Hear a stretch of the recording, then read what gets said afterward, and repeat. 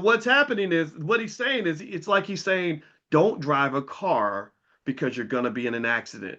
He's not saying cars are bad. He's saying a lot of people are getting cars and they ain't got a driver's license and they're driving blind and driving drunk and they're driving themselves into walls. So he's saying, look, you're safer just walking because you like to get drunk and you don't know how to drive.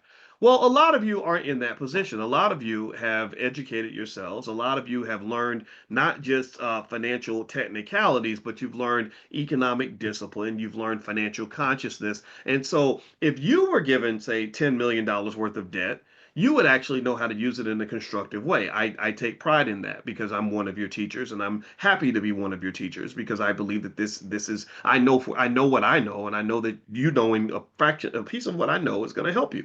So debt is a good thing in the sense that most wealthy people have debt. Most investors have some type of debt that's driving their scale. It's not just ownership of capital that's important. Ownership matters at the end of the day, but it's really access that matters as well. Do you understand? It's not just what you own, it's also what you can control. And sometimes you control things until you can own a piece of what you control. Right. See, our problem is sometimes we want to get into positions of control, like we want the fancy job and we want to be the senior director and we want them to appoint us as the vice president, but then we're not thinking about ownership. Ownership's the long-term goal.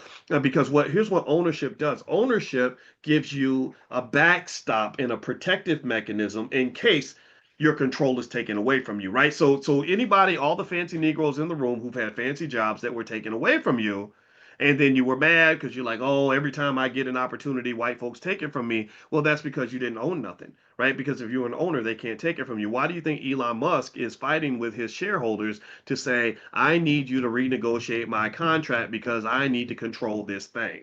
Okay, why do you think Mark Zuckerberg controls so much Facebook stock and he didn't take just a small stake in his company? He could have got more cash for that, but instead he said, no, no, I need to have enough control so that when I just start driving in a different direction, you don't have the ability to tell me to turn the car around. So that's why Zuck was able to change the name of the company to Meta without asking for the board's approval. He was able to go and make massive investments in AI without having to get anybody to say okay, because he has that balance between control and ownership. He controls it and he owns it, which is the ultimate form of control and power. But he also uses things like debt to accelerate the amount of capital that he can control. He uses equity to accelerate that which he's able to control. That's why he's in the public market. If Facebook had never gone public, Zuckerberg's net worth wouldn't be 200 billion. It might be more like 1 billion. Okay. So literally, so where am I going with this?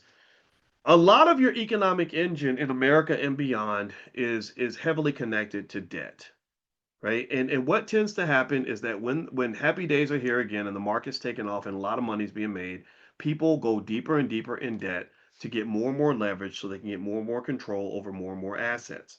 And that's okay to some extent, but if you're not financially conscious and you're not preparing for the fact that the party might come to an end and you're not Warren Buffett conservative in terms of holding something back to prepare for the storm, then the storm's going to kick you in your ass. Right? You'll be out on the beach butt naked during a hurricane because you never thought that you might need shelter. You never thought that the sunshine was ever going to come to an end. So what's basically happening is that the sunshine has come to an end to some extent. The market's kind of given some turbulence. The hurricane has arrived, and there's people out there butt naked on the beach that are getting their butts kicked. So what's happening now, according to some experts, is that you're having a liquidity wash.